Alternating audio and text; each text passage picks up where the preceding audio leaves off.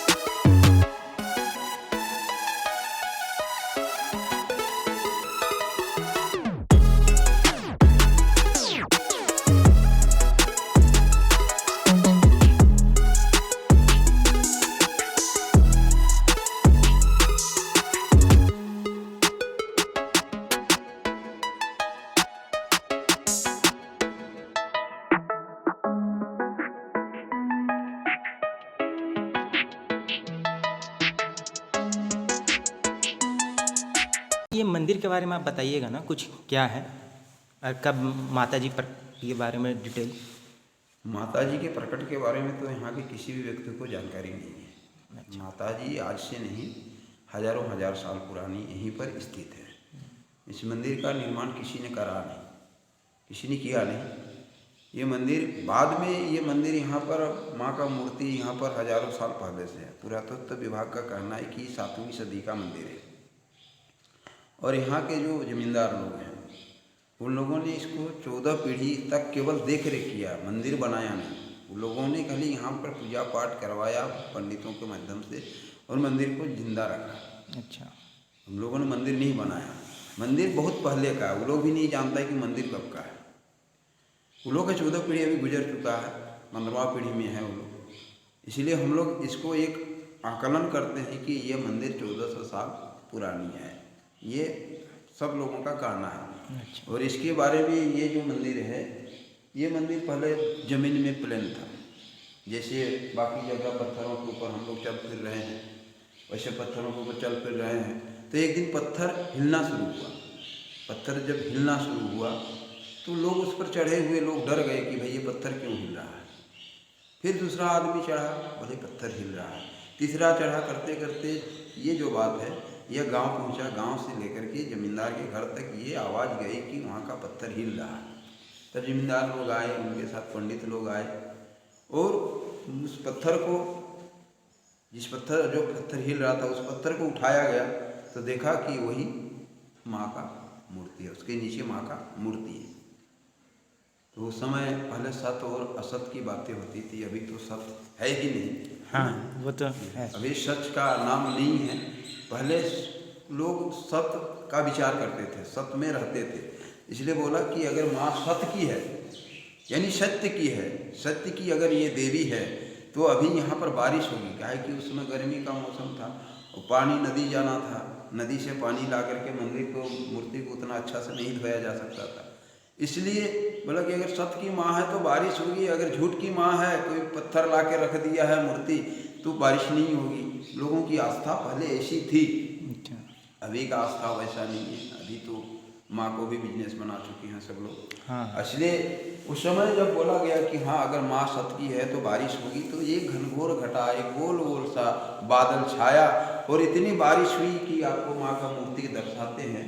आप आइए, इनके कोने कोने में जो पानी मिट्टी भरा हुआ था, इनके हाथ में ये देखिए माँ का ये मूर्ति है। इस मूर्ति के अंदर यहाँ पर मिट्टी, यहाँ पर मिट्टी, यहाँ पर मिट्टी, सारी जगह का मिट्टी को जो है सो बहाया गया, साफ हो गई माँ। उसके बाद लगा कि हाँ ये माँ का वास्तविक मूर्ति है, ये माँ सत्य में है। तब लोगों ने सोचा कि अब इनका पूजा होना चाहिए, इनकी अर्चना होनी चाहिए, इनकी आराधना होनी चाहिए।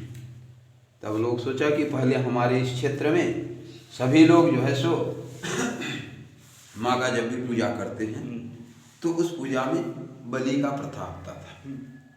दुर्गा माँ का हो, काली माँ का हो, जब भी माँ की पूजा होती है तो बलि दिया जाता है। तो बोला कि ठीक है। तब जमींदार साहब के यहाँ के 12 मौजा के मालिक थे, उस समय जमींदारी था। बोला भाई एक एक बकरा ले आया जाए माँ को चढ़ाने के लिए। बकरा लाया गया, पूजा पाठ हुआ। उसके बाद बकरा का जब बलि हुआ तो बकरा कटा नहीं, एक बकरा कटा नहीं, उसको छोड़ा। दूसरा लाया, वो भी कटा नहीं। तीसरा चौथा करते करते 12 बकरा तक नहीं कटा। तब उनके मन में आक्रोश एक ये हुआ कि भाई बलि क्यों नहीं हुआ, बलि नहीं होने का कारण क्या है। तब उन्होंने अपने क्षेत्र के जितने पंडित थे उनको बुलाया, उनसे कोई मीमांसा नहीं निकली तो उन्होंने बड़े पंडितों को बुलाया जो ज्ञानी पुरुष होते हैं। हम लोग थोड़े कम ज्ञानी हैं, हम लोग सभी बड़े बड़े ज्ञानी हैं, विद्वान। भाई चलिए उन लोगों को बुलाया जाए। तो उन लोगों ने आके माँ की मूर्ति को देखा तो माँ की मूर्ति में ये जो हाथ है, इस हाथ में माँ का माला है, देखिए ना। हाँ, हाथ में माँ का माला है ना। एक हाथ में माँ का माला है, एक में खड़ग धारण किए हैं, एक में गदा है, एक में डमरू है, एक में वज्र है, एक में तीर है और एक में तरकस से तीर निकाल रहे हैं। और माँ इस हाथ में चक्र है ना। इस हाथ में चक्र है, माला है, और इस हाथ में शंख है ना। इस हाथ में धनुष है, इसमें अंकुश है, इसमें कड़ा है, देखिए ना। ये कड़ा है, ये ढाल है, ये पद्म है, ये घंटा है, ये त्रिशूल है ना। इस मिला करके माँ की 16 भुजाएं है ना। माँ की 16 भुजाएं हैं।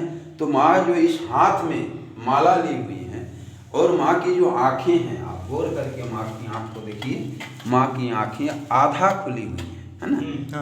आधा, जिसको हम लोग ध्यान मुद्रा में करते हैं।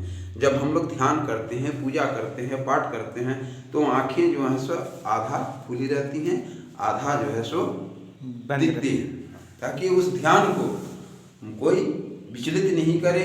इसलिए यहाँ पर जो सिंह है जिस पर माँ बैठी हुई है वो भी ध्यान में है।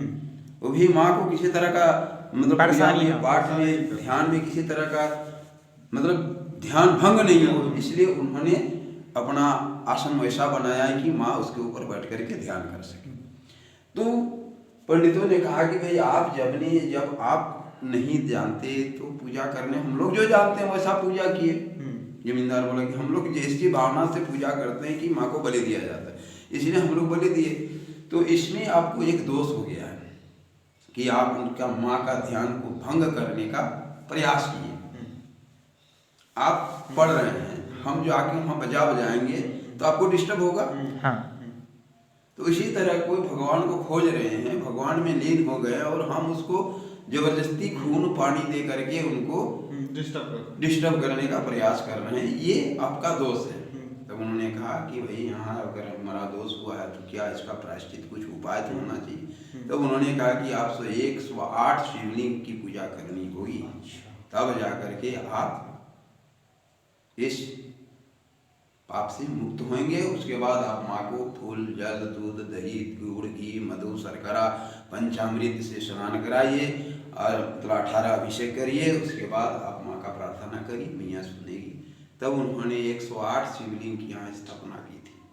इनके अलावा पहले भी शिवलिंग प्राचीन मंदिर थे, 108 शिवलिंग यहाँ पर पहले थे, लेकिन अभी वो शिवलिंग कोई भक्त अपना उठा के ले गए होंगे। बहुत है दुनिया में है ना, रावण जैसा भक्त बहुत है दुनिया में जो शंकर जी को उठा के घर ले जाने का प्रयास करते हैं। तो बहुत सारे शिवलिंग यहाँ से इधर उधर हो गए हैं, अभी जितने बचे हैं उतने में पूजा पाठ होती है। तब इनका फिर से मतलब पूजा पाठ आरंभ हो गया और एक खपड़ेल मकान बनाया गया। खपड़ेल मकान जमींदार का, वो भी 200-300 साल रहा। उसके बाद राजकुमार तुली एक मजिस्ट्रेट आए थे खूंटी अनुमंडल में, उस समय खूंटी अनुमंडल था। उस समय खूंटी के अनुमंडल में ये क्षेत्र आता था। तो उन्होंने एक दिन दर्शन करने आए। ये गोविंद चंद्र महतो नाम के एडवोकेट खूंटी यहाँ नवाड़ी के रहते थे, अभी तो भी गुजर गए। तो उन्होंने उनको दर्शन करने के लिए आए थे कि हम लोग के क्षेत्र में एक बढ़िया मंदिर है, माता जी का बढ़िया माँ का मूर्ति है, मंदिर भी है, आप दर्शन करिए कभी। तो उन्होंने दर्शन किया और उनके मन में एक अभिलाषा जागी कि माँ का एक मंदिर होना चाहिए। माँ खपड़ेल घर में थी, जर्जर अवस्था में थी, देख करके उनका हृदय गदगद हुआ कि माँ की ऐसी हालत, मतलब माँ की हालत नहीं है, माँ अपना हालत खुद बनाती है, तो हम इसका जीर्णोद्धार करेंगे। इस तरह का उनके मन में संकल्प हुआ और उन्होंने एक छोटा सा कमेटी खूंटी अनुमंडल में ही सदैवी अधिवक्ताओं को लेकर के बनाया और उनके माध्यम से जन सहयोग से माँ का दरबार का जीर्णोद्धार उन्होंने कराया। उसके बाद उनका स्थानांतरण हो गया, अच्छा, उनका ट्रांसफर हो गया। हाँ, कहीं चले गए। अब वो चले गए तब यहाँ वकील साहब लोग को जिम्मा दी थे, वो लोग भी धीरे धीरे कार्य को बंद कर दिए। अब जब सर नहीं रहता है ना तो हाथ पैर किसी काम के नहीं। हाँ, वो बात है ना, जब सर धड़ से अलग हो जाता है तो हाथ पैर कोई काम के नहीं होते, तो सर का ही ट्रांसफर हो गया, तो हाथ पैर बेकार हो गए, मतलब इसको लकवा मार गया, कुछ और हो गया। तो इस तरह से वो लोग काम बंद कर दिए धीरे धीरे, तब जा करके धीरे धीरे यहाँ स्थानीय कमेटी बना और अभी धीरे धीरे काम चल रहा है।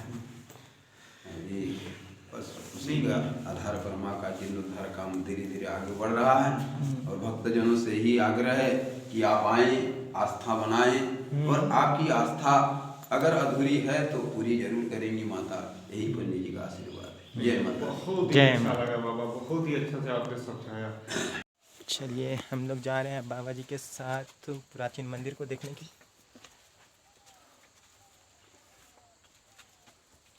किधर है, आप भी बने रहिए मेरे साथ इस वीडियो में।